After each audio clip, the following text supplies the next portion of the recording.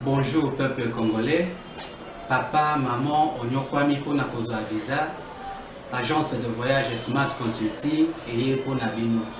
Oza na posa obima na ba pays lokola Canada, États-Unis, ba pays nyonso ba État Schengen, Turquie na ba pays lolenge na $500 Smart Consulting et saleli bino assistance et visa. Ba bourse peut être disponible pour na bana nyonso baza na posa okokende kotanga libanda pour na pays ya Tunisie, Chypre et Biélorussie.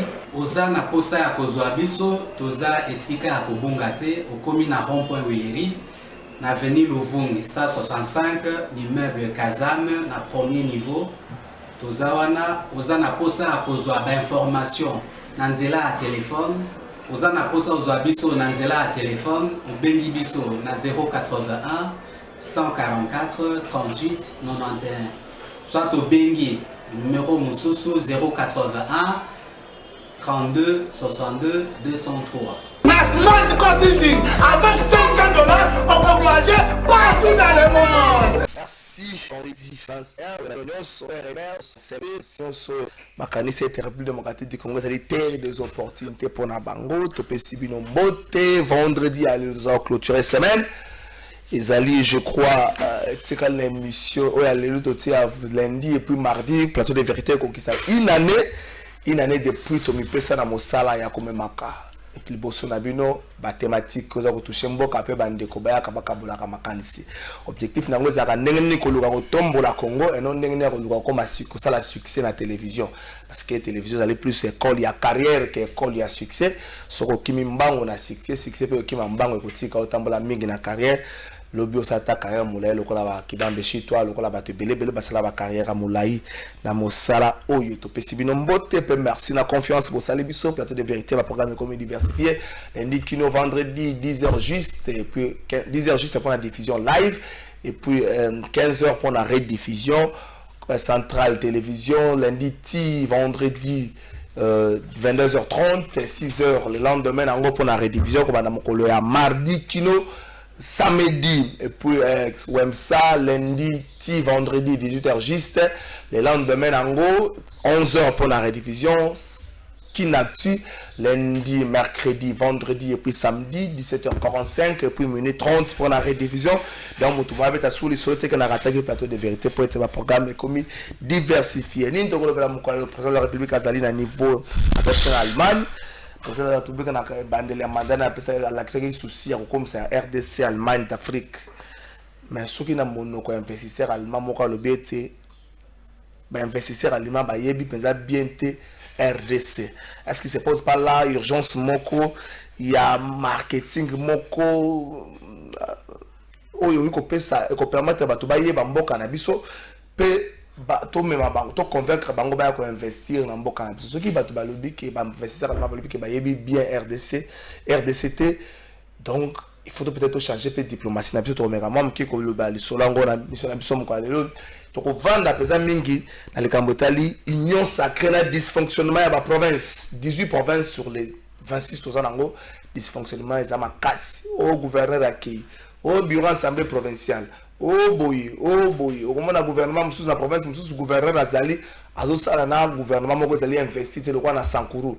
Mutaza kuna gouverneur wana tambola na la ministre moko bazali investi te basala ka musala ndenge ni to tonga Congo ya lobi. Est-ce que stratégie oyo ko bomate bila ya Félix Tshisekedi parce que je suis à ma case ya mboka sala makana ba niveau la province ma cause mboka gouvernement provincial national basaka pona ba grande ligne est-ce que ko bomate bila na ye to komeka moi mke ko beta le so nango enfin likambo ya seni ozo kanga biso lokwa singa na kingo président assemblée nationale na sénat bakotana ki lobby babetaki le so ndenge nini ko bongisa rentrée parlementaire à 15 septembre babetaki le so ndenge nini ko bongisa ndenge nini bakoyamba budget projet de budget koya et puis ndenge nini évolution plutôt la progression état de salama qui m'appelle que amis qui peut le soleil kamota li sini asali singe kangi biso te na kingo loko ni to sala que faire na position to za na ngolo to komeka mwa mke ko beta li sona ngo vendredi to pesa 1 minute 30 na ba invité na biso pour antenne libre ba commenter ba sujet o to cheki bango na semaine mais bombe lobby la police attaque maboko na ba détaillant pe na ba grossiste à bombe motuna makasi est-ce que vous pouvez faire na ba poche ba to bakenda kuna matière ebimité matière ebimité na ba poche na bango za ka motuna vitamine ba déjà ba comme le temps que moko akoma ka espérons qu'il akoma po ye mingi soka comité tina ngongo explication ya kana mwa mkena sima mona mboka Filemon moko ya ba nomine plutôt moko ya ba promis ya sika ya UNC na pe si ombote ndeko fina mbote ndeko ngalafai mbote na co-débatteur nanga sikoyo mbote na ba congolais nyonso ba kolanda biso merci beaucoup na si nazalaki déjà promis depuis longtemps depuis le mois de mai étant comme porte-parole adjoint ville de Kinshasa il y a Union pour la nation congolaise. Félicitations. Merci beaucoup ndeko. Nous espérons que mongongo ya UNC na Kinshasa zo me mango na ndenge sengeli trésor et nanga cadre ya ici des partis ya Martin Fayulu na pession mbota. Merci Ndeko Kalafai, merci pour l'invitation à l'émission Mangalilo. Merci pour que tu nous aies consolé les Congolais. Bah, ils sont donc à Ndeko. Bah, Allemand d'Afrique. Vous allez ah. Bah, comment on a mis le coup de démagogie du régime en place et s'installer. Puisque vous allez ah, on a collègue ça peuple que de là oh, bah ça pour nous pas vous allez de là malamté. Vous avez comment on a septembre à trop préparé. Décembre populaire et ça les ça marche ça marche le 15 septembre message à lui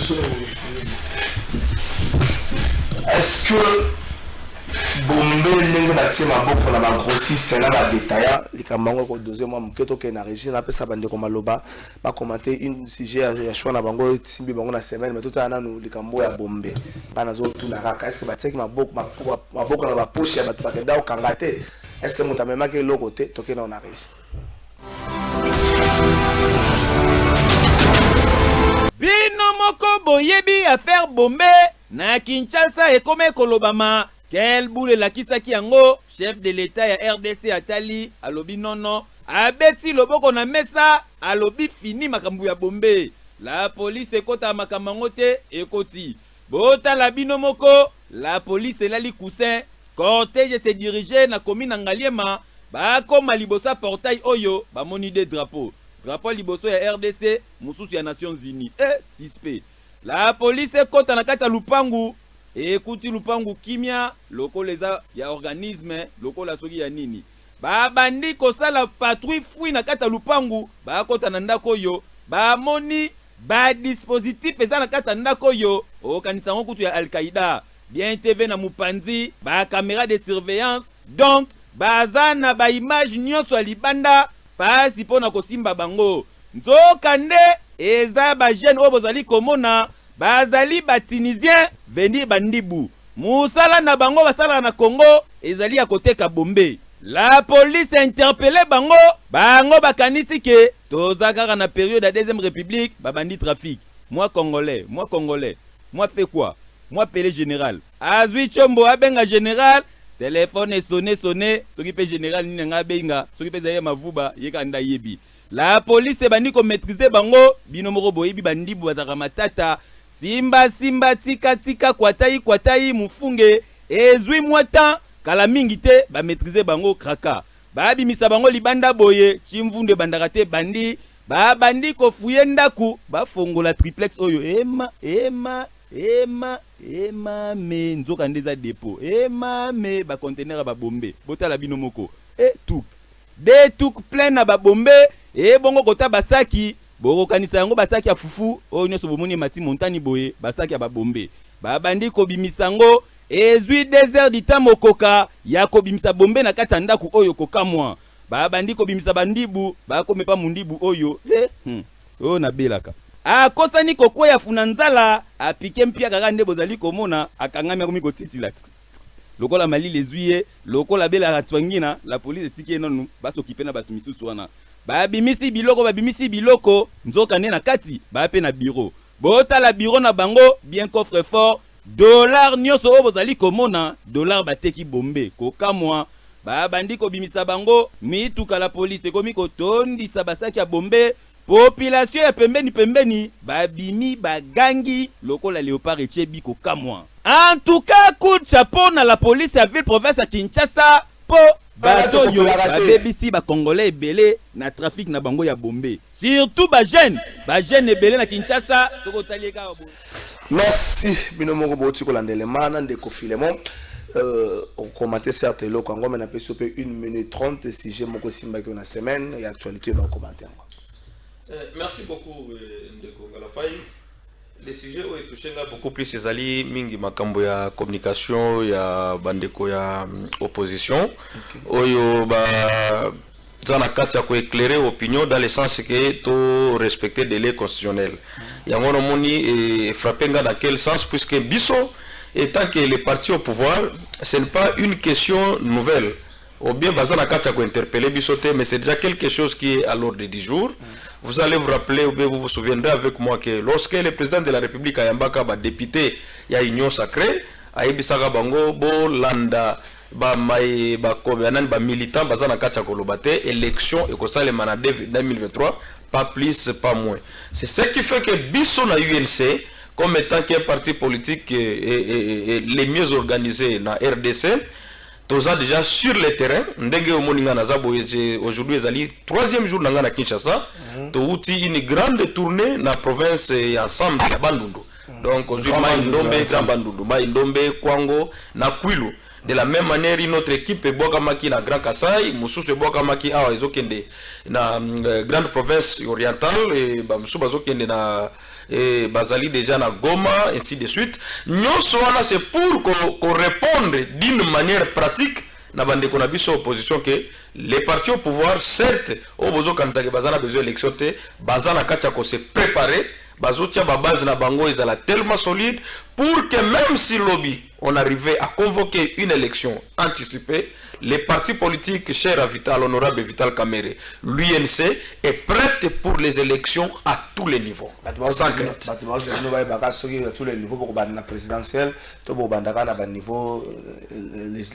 Oui, quand on dit à tous les niveaux, est à la présidentielle, est à la niveau à base, il y a ce qu'on bandana bourgmestre, ou bien les conseillers communaux, tous allés prêts. Ok. Trésor Enanga. Si j'ai mon actualité à choix ou et si mieux la semaine. Oui, personnellement, ils ont des situations un reportage par rapport à bah, jeunes Nabiso, bah, Congolais, parce que sur un débat à plateau politique, on doit aussi parler souvent des faits des sociétés, parce que ça fait conséquence, il y a gestion, mais gestion, il y a Baïo, Bazali, qui dirige Mbo Canabiso. Baï Bazu, pouvoir, la ndenge peuple, mon qui n'a pas élection chaotique, peu élection sans issue, ou Bazali, qui zoa, Bazali, qui même peuple, la direction, Moko, le club, Bakangi, Bango, Bando, Namisu, Nzeleza, Kobo, Anate, peuple, le désespoir. Peu de manque, il y a assurance, il y a avenir. Bah, c'est déversé dans la pratique, il y a des drogues non fondées. Pas drogue tito kola qui tu vas rater que nous tout capé la drogue na carte et comme à niveau que et séduire grande partie de la jeunesse de biso hommes et femmes.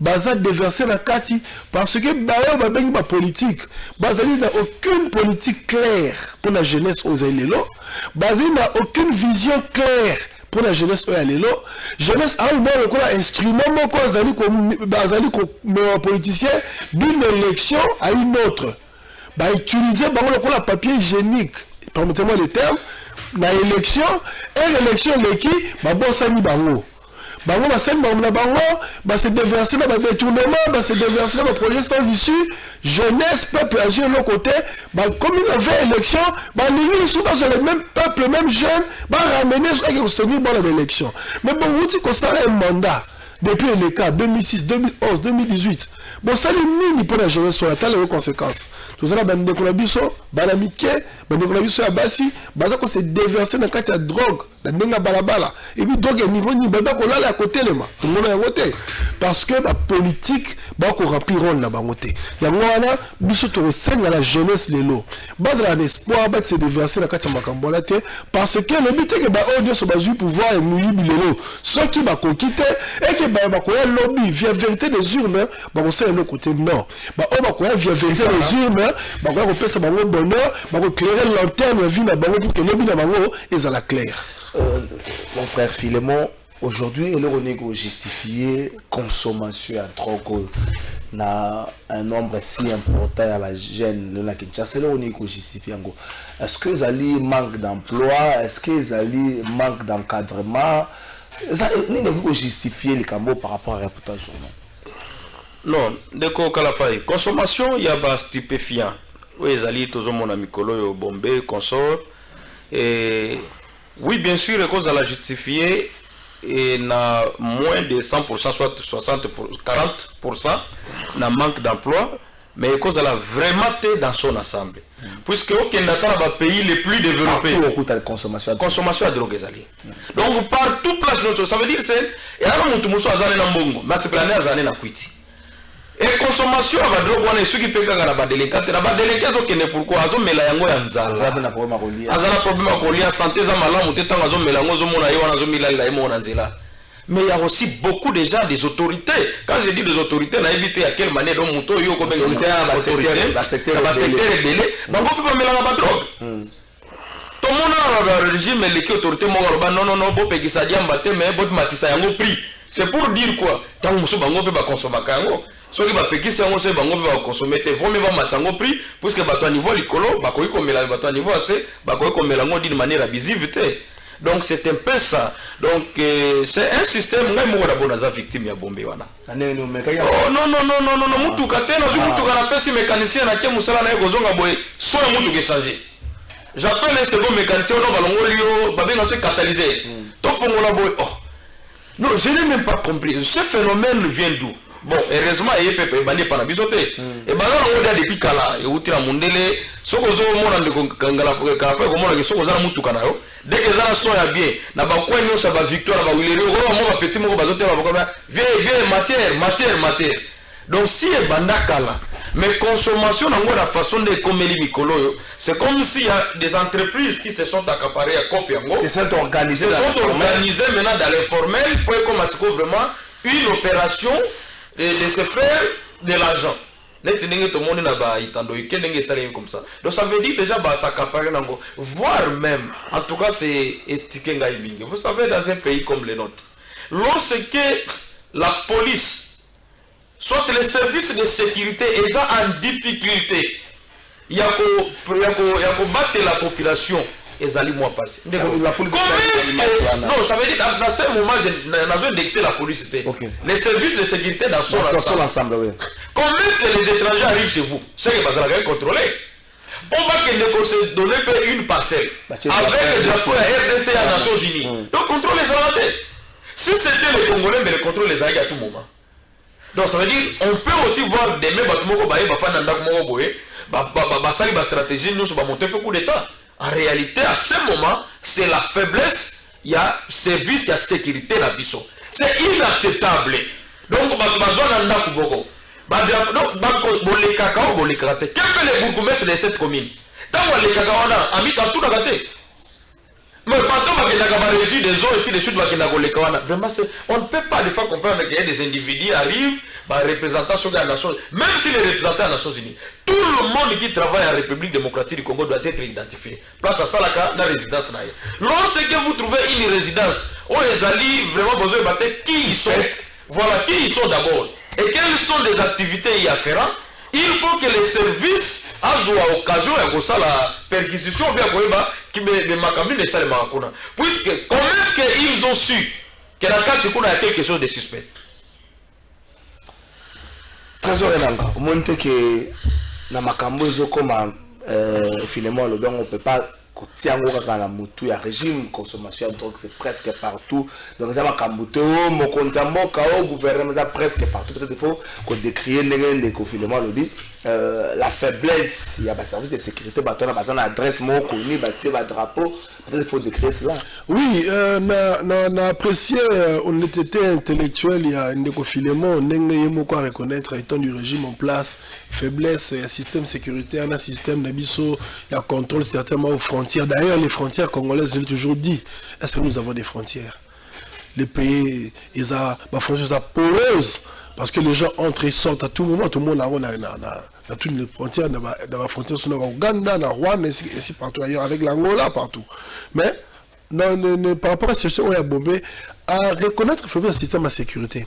Mais côté, on a d'accord, on a été, ils allaient côté à déblâmer les mêmes autorités où ils ont condamné. Non, les autorités où ils ont condamné, ce sont les mêmes qui doivent bien faire leur travail. On a dédouané pour justifier que partout on met la rappel drogue. Oui, mais partout ça n'a pas enseignement. Est-ce que l'enseignement comme enseigner en France? Hein? Partout on faire un SMIG.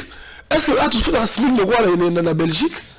Ailleurs on faire un chômeur. Est-ce qu'on va faire un chômeur aux États-Unis? Non. C'est pour dire que quand on a un tableau comparatif, il y a une situation de mission locale, on a justifié de partout. Partout il y a le mal, oui. Mais notre mal à nous, c'est lié à notre dysfonctionnement. Oh, il y a biso Congo. Parce que les jeunes, on se filmer dans les réseaux sociaux. Dans ce moment, les jeunes m'ont tapé à tout Canada, à celui de ma télé, même la télé. Est-ce que moi, les jeunes, voilà? Parce que plus tu te dis que, ah, bah, stupéfiant, la Congo, oui, certaines personnes, mais même pas 1%. Est-ce que quand on a dit, camarade, notre zone, Kalafaï, je ne sais pas si on va me la radiamba. Oui, bah, oui, attends, mais là, on a une robata. Mais ailleurs, il est connu. Camarade, à ces drogues, il est lié. Pas qu'il n'a consommé donc à ça comme ça, précis. Il est peut-être en pour la corporation précise, mais il est reconnu comme un drogué, c'est un plaisir. Mais il y a insuffisance qu'il y a besoin. Donc, nous en majorité, ils sont incapables de consommer la bière, parce que ça coûte cher. Ils sont incapables de nourrir sérieusement. Il y a un peu de melaka, zodada, melaka soupe de tolo. C'est par rapport au prix. Ce n'est pas par rapport à la plaisir de bango. Ceux qui bien les 3 000 ou 4 000 francs, voilà meilleur 5 dollars. Justement. C'est plus d'1 dollar, Bombay. Non, mais 1 dollar, c'est 2 000 francs. Ouais. Mais 1 dollar me coûte cette dimension. Est-ce que si une bière à 2 000 francs, une personne coûte, il y a 2 000 francs, une personne coûte, c'est même encore. C'est ça. Et là, on dit, oh, le bazar a bon côté. Bazar a besoin qu'on se drogue pour bosser dans le souci à Mboka. Là, ma problème, bazar là, bah c'est déverser la carte, c'est belé au-delà. Les commerçants sont des commerçants. Et on dit que le secteur, ils ont fait bien. Bah c'est déverser la carte, mais c'est organisé. Voilà, on connaît les commerçants, tu penses à un business, même si c'est à ma baie. Mais les gens, dans un moment, tu justifies, on te prend ailleurs, mais me la rappelle donc non. Merci. Ah, voilà, Congo, ils ont des bateaux, bazar à bon côté. Bazar a des difficultés à survivre. Bazar a un avenir clair, même si c'est déverser la carte. Bah bon, ça va prendre bazar à l'ango. Merci, Trésor Nanga. Même à ma service à sécurité. Alors, la police, batato bazar à rond-point Willery. Bazar na rond-point Victoire, na rond-point Ngaba. Bango ya mingi na ba rond-point. Kota bandalunga pe bakoma bato bazalaka bataka ba body moko boye. A short moye kanga bango na nzoto makasi. Bataka na ba chaîne moko ba chaînette mo batiaka boya ba argent moi minene. Na moto kola batia na mupanzi balenga bango mingi bata bureau D. Hein, baza makasi na kofuye ba téléphone na bato chaînette moko munene na kingo, musu bazaka bati moi choko, choko posedo simba moi bete po poser moi makasi. Short moko boye bakanga bakoma ba minene boye. Bango batabenga bata bureau te bozaka na musala ko kanga chauffeur bozaka na musala ya kanga nini mais musala mususu jena ka songa ko sala ka musala sur la place na binote adresse wana yeba na kinenge ko finalement yebi boya wana o drapeau na Nations Unies ata bola ya te botuna ta ba voisin a Nations Unies ezalaka wana kuna boko kende te so na rompo wile téléphone na bato o saka moto fuyo to somo za ba fota mo konzamba ba fota mo konzamba ba esi bato basala kana ngote to sukisi chapitre wana mon frère Philemon lorsque ba investisseur allemand ba lobi ke ba yebi bien République démocratique du Congo, il faut savoir qu'ils sont pas si après plusieurs balais diplomatiques au Mokonzamboka Sali, ça doit déranger, surtout que soucis à Mokonzamboka comme CRDC, l'Allemagne d'Afrique. Et si on prend l'Allemagne, la cadre à l'Union européenne, c'est le pays le plus puissant, le pays le plus industrialisé à contre. Oui, ndeko Kalafai, mais Nazoko Talim ça soit comme moi quelques secondes pour compléter le dossier à Bombay. C'est que Toko Sengana Bandeko c'est quoi? il ne sert à rien puisque dans un pays kolukana nous te payer ça les layo bolamu koleka yo moko oko ça le lukana yo sala mboka nini yo ko bana ko kanisa kaka te que les régimes peuvent changer autant de régimes ceux qui yo moko ozolinga ko changer te président moko ya sikate akoya ko changer yo na ndako na yo na vie na yo ebonga un conseil na bandeko na ba yebanso ba ko mona ke koma zali na musala te tikana melanga puiti na langwa c'est yo moko mtoza na kati ya ko perdre. En réalité ça ne sert absolument à rien bandeko na ngai. La souffrance oui biso nyonso toza na kati ya ko mona yango mutu na degré de responsabilité na ye. Mais toutefois kotika komi bebisa nzoto na ote pona komela babiloko moko ya mabe ya kanda et comme yo tambola na nzela okolala pongi okosutuka pe mutuka ye etuti yo okufi okeye ofele famille na yo ebotaki yo te pona nanu kotalela mboka babotaki yo puisque moi ebimaka pona moto nyonso. En réalité responsabilité na yo kopesa ngona na moto mosusu te tala yo moko qu'est-ce que tu peux faire pour yeba ndenge nini na kokende liboso. OK, merci beaucoup. Et concernant makambu ya ba investisseurs allemands qui nous disent bayebi mboka bien dit, ce qu'il faut comprendre à ce moment c'est politique. OK, c'est politique puisque lorsque bandima ki kosunga RDC balobaki bazosa la partenariat à plus de 53 milliards de dollars pour la la chemin de fer et on peut s'abuser autant de kilomètres de chemin de fer à ce moment bayebaki mboka mais comme bamoni ke bango moko ba kosi parce qu'il y a l'impression que tous les non, mais c'est le gouvernement qui traîne les pas. Non, le gouvernement ne traîne pas les pas de Kodangaï. Le président de la République a montré de toute sa bonne foi et sa bonne volonté auprès de partenaires pour investir dans la Mboka. Mais le problème c'est à l'interne. Pour le moment, il faut qu'on pense que comme tous qui sont en 2023, il nous reste qu'une année, quelques mois. Un bon investisseur, comme d'un côté, qui nous promet que marche, ça veut dire Mouboule Kozala, on dit qu'on peut dire comme ça.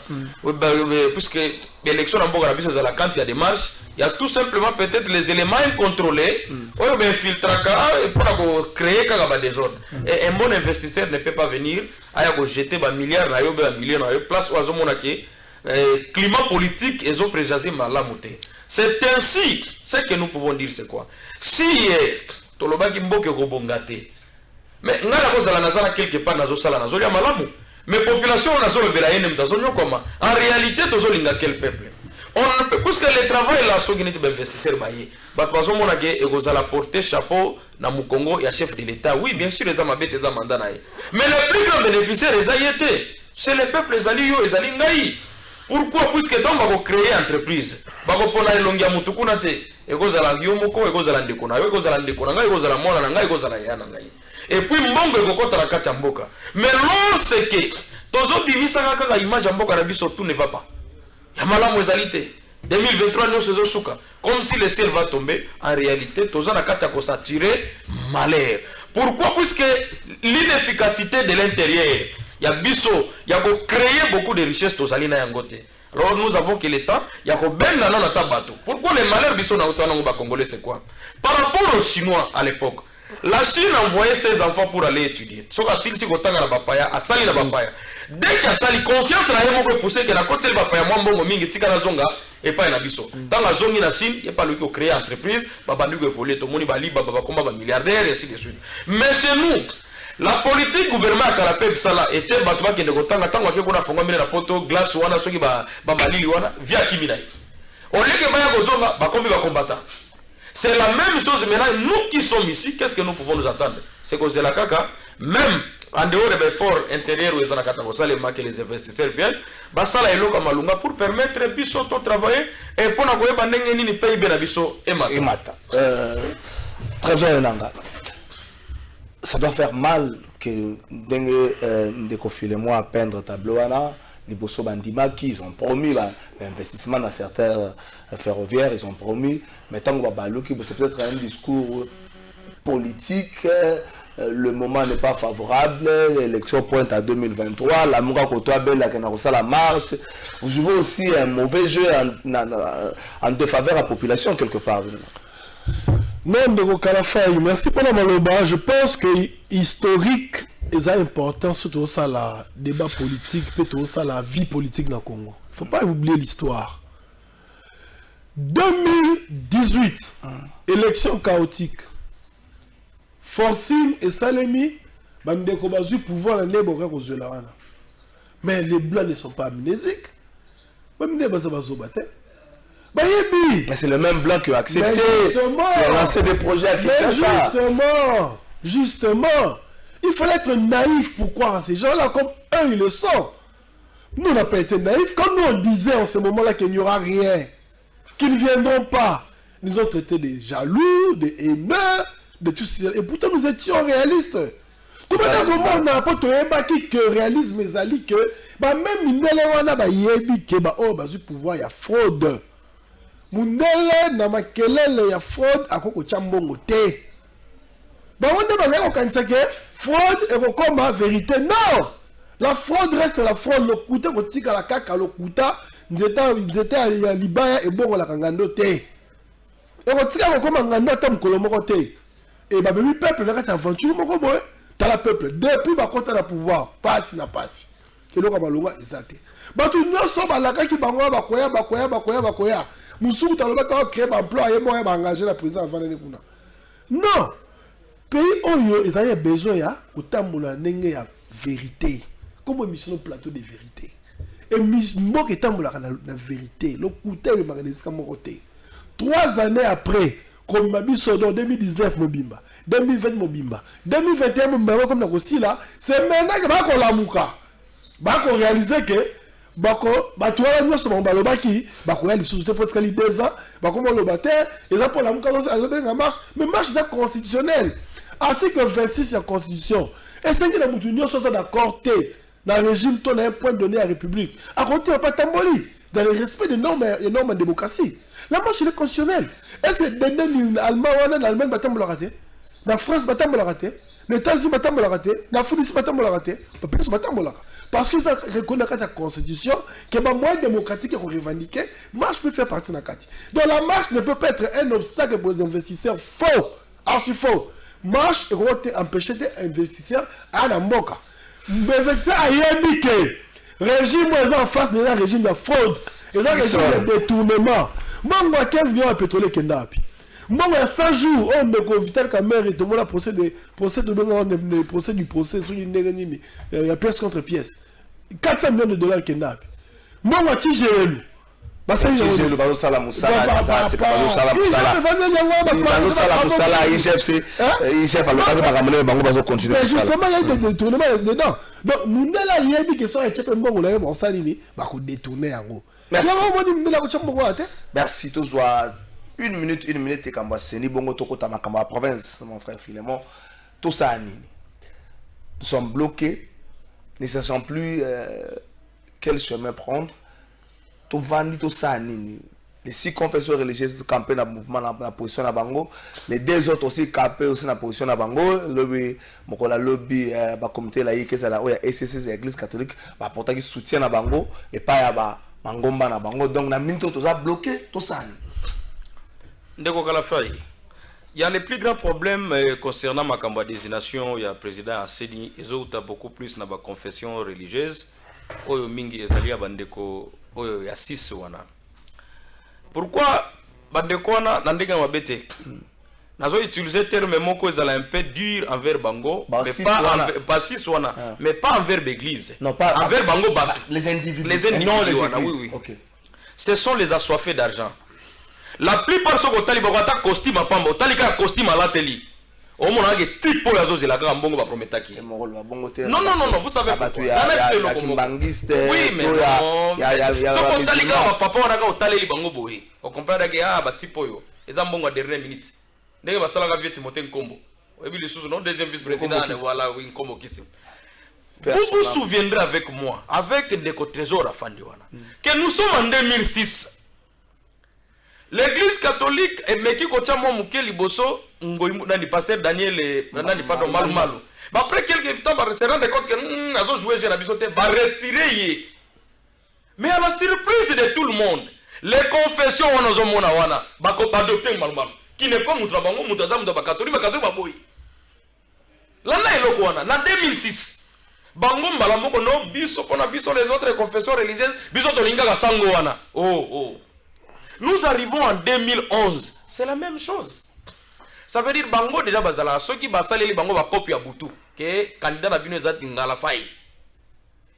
Comme babangaka puisque ebi bien que non soki simbité bako kanga église du jour au lendemain. Rappelez-vous Albert Pasteur Kakenza aloba que non mon église vient de sortir des ghettos grâce à Kabila.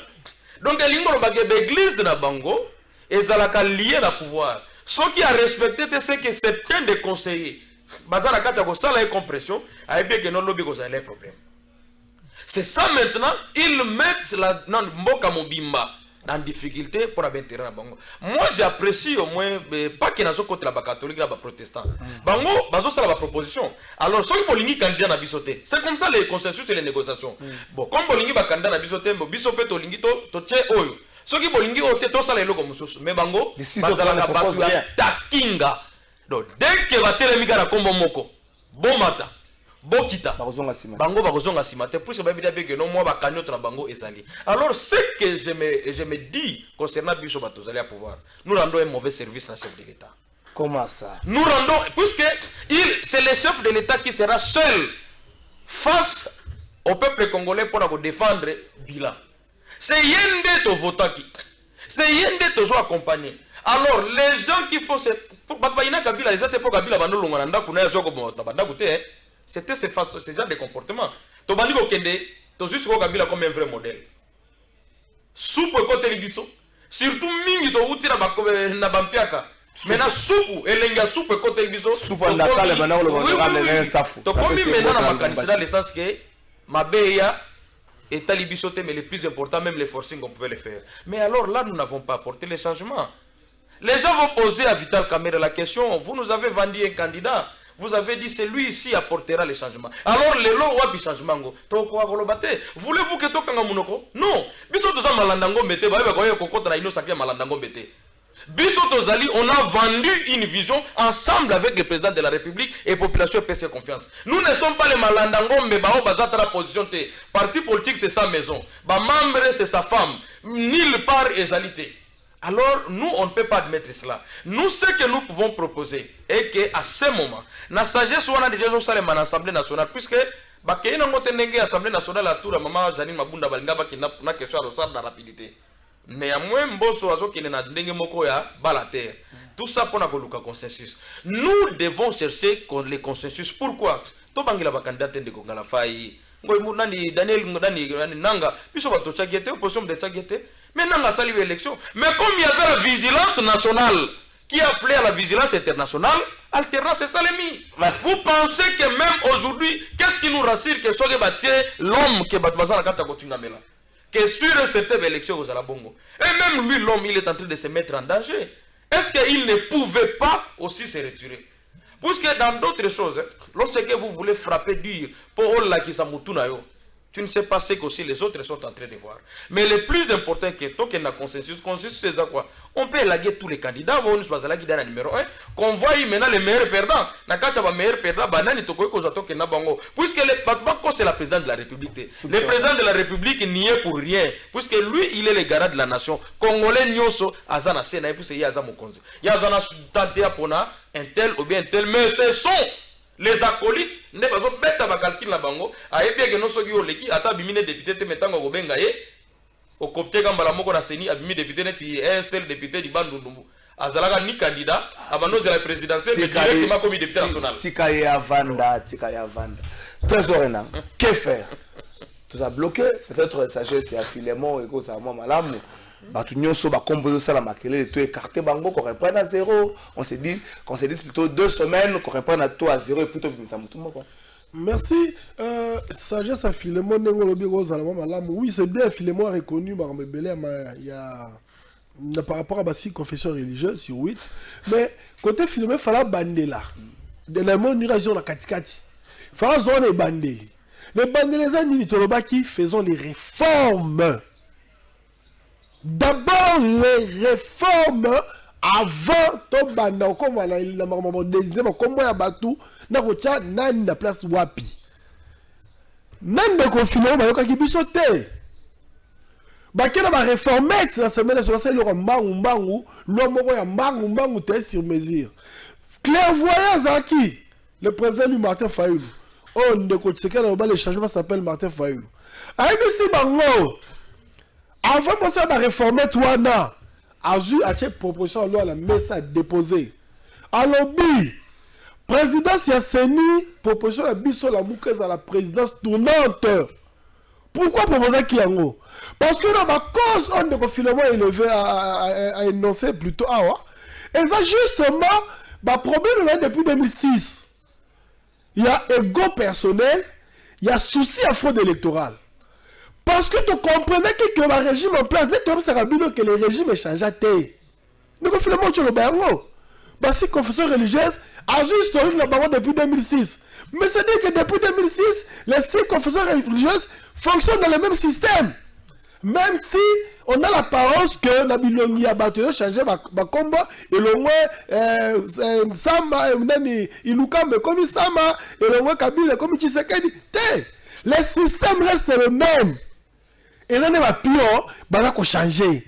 Ce qui fait que même l'église de réveil, voilà. Quand il y a le même système, ils continuent à faire les mêmes jeux. Et à l'aise. Que faire? Que faire? Ils ne nous ont pas écoutés au début. On doit revenir à la loi. Cette loi doit être d'abord modifiée. Qu'on modifie la loi, et puis c'est une possibilité. Il y a asseoir une CENI dépolitisée. Non, mais c'est ça. Comment est-ce qu'on peut dépolitiser une institution hautement politique? Une politique. Là, c'est une institution technique d'appui à la démocratie. Et la politique en quoi? Arbitre en match de football, Azali purement joueur à football? Non. Il a la connaissance sur la loi du football, mais il n'est pas un joueur de football. La CENI, c'est l'arbitre technique. Elle dit que la technique organise l'élection, a-t-il ma compétiteur ensemble, que le meilleur gagne. La solution, c'est qu'on zonge à la loi, revenir à la loi, la modifier, qu'on passe à la loi impersonnelle, avoir une CENI dépolitisée pour que CENI soit fonctionnelle. C'est le moment où on a mais ce qui est réformette, dans le changement de pions d'individus, il n'y aura rien de bon, le blocage sera total. L'église catholique, aussi que la voyante l'église SSR protestante, ils ont vu. Après 3 échecs électoraux, par contre, le 4e échec, donc le 4e échec, qu'est-ce que le pays gagne? Rien du tout. Que du désordre, que du sur-place. On retourne dans la ligne à rond-point. Tu as dit qu'on rond-point depuis 2006, tu as dit que pays ont facilité. Parce que le cycle électoral, où il y a désordre et apporte un développement dans le monde. Merci. Comme il dit que le développement, pour que le développement, il faut vérité désirer s'imposer. On doit mettre les élections, les vraies élections, que les vrais gagnants, réellement élus par le peuple, légitimement élus, à diriger Mboka. Et les investisseurs viendront, et tout le monde viendra, et les Congolais donneront sa part. Et au moment où le pays n'a plus de paix, et qu'au temps là, développement paix. Merci, Trésor Enanga. Pour la filement, il faut à un certain moment qu'on écarte dans nos bâtiments, surtout des noms à problème qu'on écarte, on va reprendre le procès à zéro. Un laps de temps pour la Trésor, il faut plutôt reprendre ma réforme. Et puis, j'aurais appris qui s'est fait baptiser au mois de janvier pour j'aurais appris qu'il s'est fait baptiser au mois de janvier pour la poste moussous. Bon, j'aurais appris ça, j'aurais appris. Tout la thématique à Souka. Ma province, 18 provinces sur les 26 connaissent aujourd'hui une instabilité où ils ont permis que ma province soit décollée. Surtout avec le découpage de ma province, tout passé de 11 à 26. Donc il y a pratiquement 15 provinces où il fallait installer l'administration en gros. Au-delà de l'administration, il faut infrastructure landa. Ce côté le découpage de ma province où administration na infrastructure landa comme on a mis qui kotanga là-bas, kotanga mamuke Tanganyika avec Zoé Kabila et Mathieu Mamuke, mais le reste des provinces au moins instabilité dans l'Équateur au gouverneur na Kinshasa. Ou même maire Yambanda Kazana Kinshasa, président Samé professeur Zana Kinshasa, ba député professeur Nyoso Bazana Kinshasa, au maintenant na tiré ko no biga ba policier na ba PCR. Est-ce que Félix Tshisekedi est en train de perdre na wetali la gestion ya ba entité décentralisée wana parce que ba développer fait banda na ba province na ba souche wana mais ce qui 18 sur 26 ba la première instabilité mais ba kam sous pezali politique on peut citer ba ka le rôle ya loi là-bas oyo ka que non politique na makasi mais ba kam sous ka ba problème ya bango moko ka le rôle ya Sankuru gouverneur ye moko bo eli gouverneur asali ina poto azongia avandi 6 mois na Kinshasa ke kuna a fonctionner na gouvernement moko za instabilité. Est-ce que c'est ce côté-là qui fait défaut à Félix Tshisekedi? De Kongalafai. Un moment, difficulté, on a ezali peut-être dans la sélection à Union Sacrée. Ok. Sélection à Union Sacrée, et zalaki na jeunesse nango elingaki ezala malamu. Mais tant que ba profiteur ba eu occasion à kokota yango, ba kotisi poto. On remarque même sur le plan national. Sur les ministres, Tozana Bango, ceux qui 55, ceux qui 55 ministres Tozana Bango, on a l'impression que le ministre Moussou Bayok a ta moussala dans le secteur de Bango Yoga, on a l'impression peut-être qu'aujourd'hui, s'il y a les gens qui sont en train de travailler sérieusement pour accompagner les chefs de l'État, parmi, on voit que peut-être à un moment les ministres de l'UNC. Puisque Bisso, on ne croit pas beaucoup plus d'abord dans l'Union Sacrée, mais on croit beaucoup plus à la situation de la population et pour en aidant les chefs de l'État à réussir le mandat. Dans quel sens? Si vous regardez dans le secteur budgétaire, c'est pour la toute première fois, même budget et ça les marathons. Ça veut dire ce qui est en train d'être fait dans le ministre Aimé Boji. C'est inacceptable. Donc ça veut dire que c'est exceptionnel. Si nous regardons dans le secteur, il y a affaires foncières. Ce qu'est en train de faire Molendo Sakombi, on a l'impression comme si le ministre a eu une séparation au na petite et moyenne entreprise, les ministres de Eustache Mwanzi, à tout moment le déplacement d'une province à une autre, c'est pour la situation vraie à la population, pour apporter une main forte dans la petite et moyenne entreprise pour évoluer. Toya sur les domaines même artistiques, ministre art, il y a pas de la culture, ministre art. Madame Catherine, c'est de la même chose. Moi, Mouké, vous voyez les ministres de l'IDPS. Et vous voyez qu'on suive certains, par exemple, les mamans Nabiso F. Bazaïba et les restes. Mais Wapi Bamisouzouna. Donc, moins de 10. Et où sont les autres? Vous pensez sur le plan national, place président de la République Azali. Place toutes les institutions Bazali, Bako Sale Lokote. Et maintenant dans des provinces. Maintenant, les malheurs, c'est quoi la province des Anines? Chaque province où est ko sala bio en tête, ezaki na tête muto banay ko sala bien jalousie, à Kinshasa banay ko créer jalousie. Ah non. Certains appellent ça jalousie union sacrée.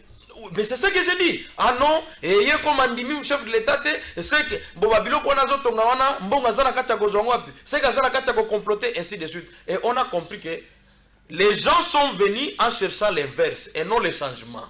Puisque quand quelqu'un travaille, il est un bosseur. Balobi non. Et tout ça va te mbongo wana zo zongo api c'est que. Maintenant lorsque les gens ne travaillent pas, on rejette ça sur la responsabilité du chef de l'état.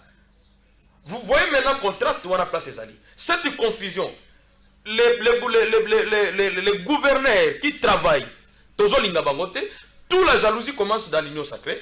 Mais lorsque la province les gens devaient se tourner leurs yeux vers les chefs de l'État, voilà à délaisser. Non, ce n'est pas comme ça. Vous savez, les chefs, il y a la pêche à la sorcellerie.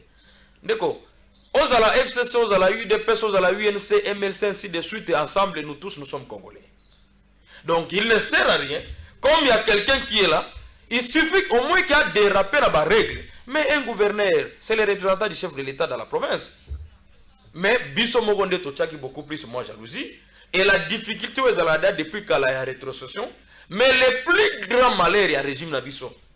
Ça s'appelle la Covid. Comment ça? En tout cas, puisque il y a un monde qui perturbé. Mais attends, mon frère,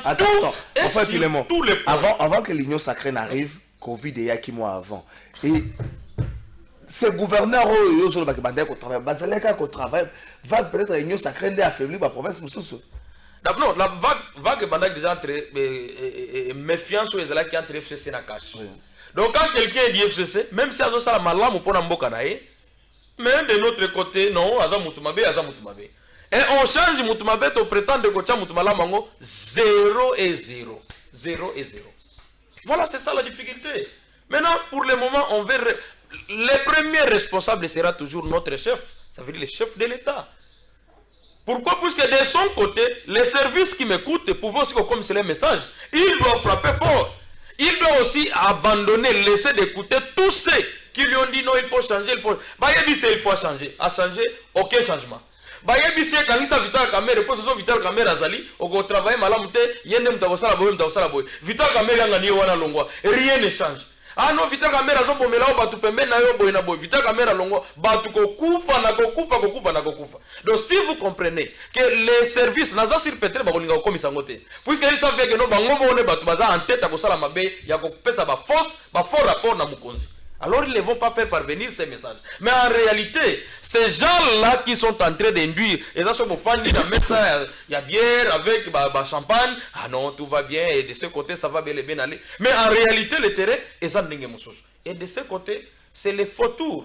Oyotoke Gokota avec Ngai, Dongo, Misili, Namatembele Ndembi, Bosangisi Yangono Stranzungu Moko, et Motosogale, conséquence Rango, c'est Ebani. Secrétaire exécutif, il y a gouvernorat, il y a Loalaba. Papa secrétaire. Tant que vous avez une photo, vous avez une moko. Batu bazala na kati ya salle tant que vous avez une photo, ba yebani. Tant que photo est bimi na réseaux sociaux, vous avez une photo, vous plainte à l'inconnu, vous avez funda mutu, vous avez bon vérifier batu bozala na bango. Si c'est pas les boss, ils ont na kati, vous avez batu peuple, batu bazo na pilo na musala, vous avez communiquer wana, moi secrétaire exécutif signé.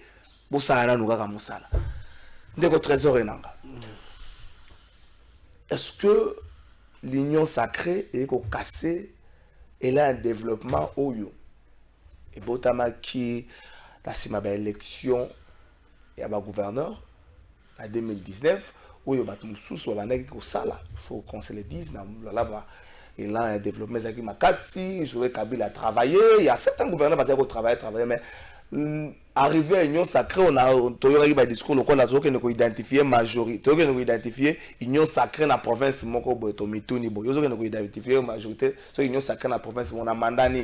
Et puis la plupart des gouverneurs aujourd'hui, on a 18 provinces où ils ont une instabilité sur les 26 autres ans. Est-ce que c'est l'union sacrée qui a cassé le développement, la conséquence, et qui est retombé dans ma PK Mokonsamboka? Merci beaucoup, Ndeko Trésor. Nako encourageant de filer moi ce qu'on ça banalise à Kenarati na souka. Alors ça va bien moi Kenarati na souka te. Les problèmes, il y a 18 sur 26 au lobby. Moi je dirais c'est 26 sur 26 papa. Toutes les provinces, en commençant par la province de Kinshasa aux Zangana. Qu'est-ce qu'il y a de bon ici? Qu'est-ce qui marche? Rien du tout.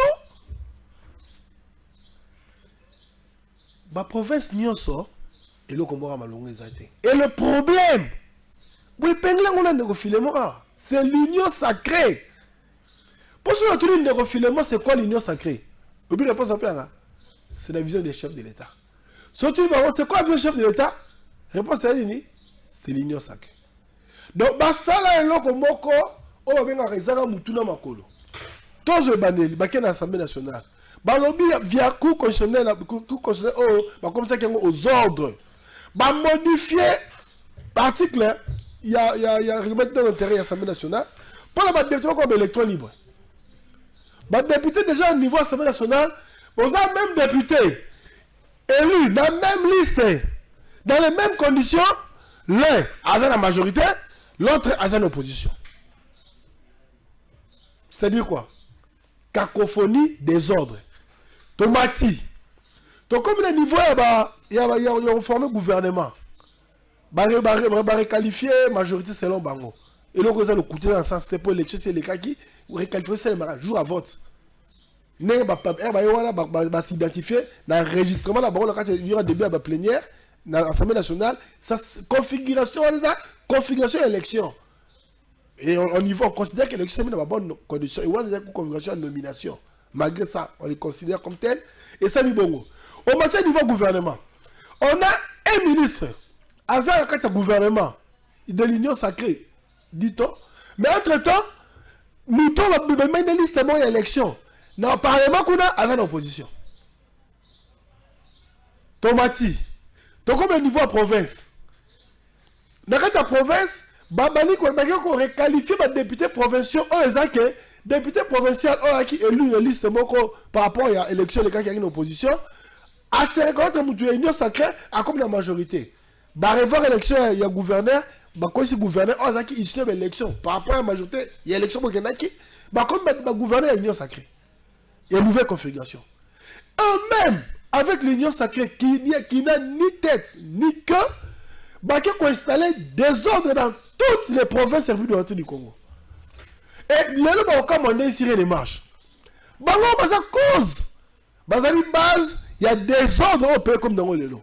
Et il y a un moment là, toujours senga, toujours belle la, to lobby. Malgré tout, si comme on a $1 pour mettre pour l'élection, il faut l'élection seulement na date au Sengeli. Pas de glissement, pas de faute électorale, pas de tricherie, rien du tout, pas, il faut que directement l'élection. Parce que situation oyo, union sacrée et tient le pays d'Abisso, et ça cacophonie, peut désordre mon total, où personne ne pouvait jamais s'imaginer. Il y a un autre aussi bon qui à partir bon c'est préparé le 15 septembre.